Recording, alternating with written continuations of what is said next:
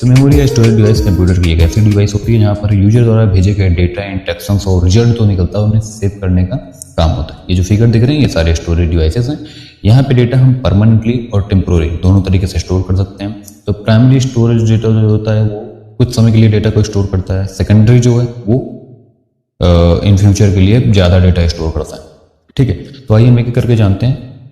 सबसे पहले कि इसमें डेटा स्टोर कैसे होता है। तो डेटा जो है इसके अंदर जो है बाइनरी डिजिट में स्टोर होता है मेमोरी के अंदर 0-1 की भाषा। ठीक है, और सबसे कम यूनिट जो होता है वो बिट होता है।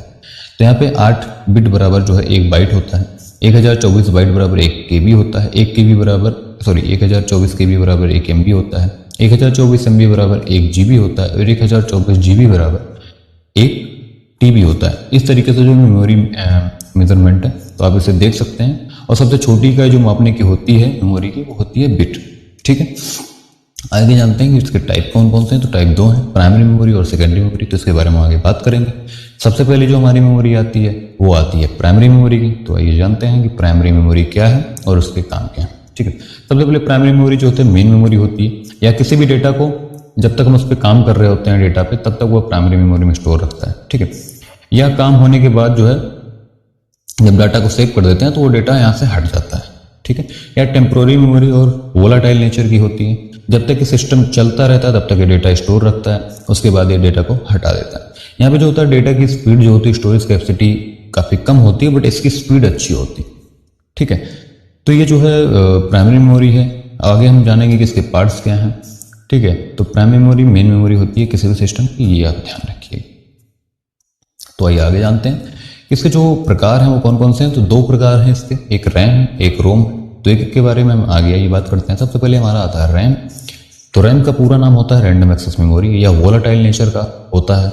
ठीक है, इसमें डेटा जब तक सिस्टम चलता है तभी तक स्टोर होता है। ठीक है, या इसका काम मुख्य काम क्या होता है कि सिस्टम में जितने भी एप्लीकेशंस होते हैं उनको रन करने के लिए एक स्पेस जो सिस्टम में मिलता है वो रैम के द्वारा ही मिलता है। फिगर आप देख रहे होंगे। ठीक है, अगर ये नहीं है तो आप एप्लीकेशन रन नहीं कर सकते। यहाँ पे रीड राइट दोनों होता है डेटा। ठीक है, रैंडमली डेटा स्टोर होता है। इसके 2 भाग और हैं, डी रैम एस रैम। इसके बारे में कभी आपको बताएंगे। आगे जो है वो रोम है, रीड ओनली मेमोरी। नाम से ही पता है यहाँ पे डेटा हम एंटर नहीं कर सकते, एडिट नहीं कर सकते, सिर्फ रीड कर सकते। जो भी डेटा है जो पहले से इंस्ट्रक्शन पढ़ा है ये उसी पर वर्क करेगा। तो इसका जो मेन काम होता है वो क्या होता है, कंप्यूटर का जब बूटिंग प्रोसेस होता है, जब कंप्यूटर को ऑन करते हैं तो उस टाइम जो बूटिंग प्रोसेस होता है उसके लिए ही इसका यूज होता है। ठीक है, और ये सिस्टम के ऑन होने पर इनपुट आउटपुट सबको कंट्रोल लगता है। 3 पार्ट है इसके, ई रोम, ईपी रोम और ईईपी रोम। ठीक है, सॉरी, पी रोम, ईपी रोम और ईईपी रोम। आगे हम बात करेंगे सेकेंडरी मेमोरी की। सेकेंडरी मेमोरी क्या है, तो ये एक्सुअली मेमोरी कहलाता है। ठीक है, इसमें डेटा जो स्टोर होता है वो परमानेंटली स्टोर होता है। ठीक है, ये नॉन वोलेटाइल नेचर का होता है। अगर हमारा सिस्टम ऑन भी हो गया, बंद भी हो गया काम करने के उपरांत, तो क्या होगा, डेटा ये स्टोर रहेगा।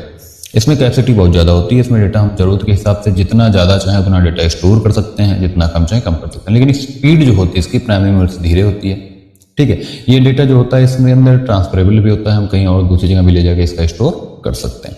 तो इसके बारे में हम बात करेंगे। इसके टाइप जो है 4 है, magnetic tape, magnetic disk, optical disk, USB, flash drive.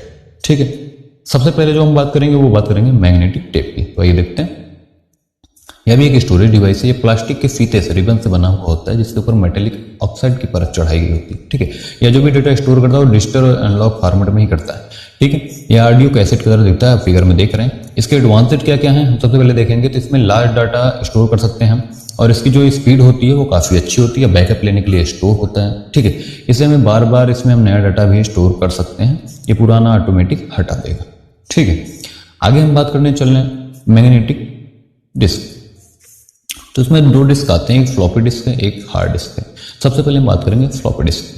ठीक है, फ्लॉपी डिस्क क्या होता है, ये बहुत पहले यूज होता था। आज के समय में इसका यूज बिल्कुल बंद है। ठीक है, ये काफ़ी लचीला और पतला डिस्क होता था जिसके ऊपर हम डेटा स्टोर करते थे। इसमें डेटा रीड करने के लिए, इसके जो अंदर डेटा होता था उसको रीड करने के लिए हमें फ्लॉपी डिस्क ड्राइवर का यूज करना पड़ता था। ठीक है, इसके 2 टाइप्स थे, एक 3.5 फ्लॉपी डिस्क था, एक 5.5 फ्लॉपी डिस्क था। इसकी स्टोरेज कैपेसिटी काफ़ी कम थी। 3.5 का 1.44 MB स्टोरेज था, इससे ज़्यादा नहीं कर सकता था। 5.5 में क्या था, 2.88 MB स्टोरेज हम कर सकते।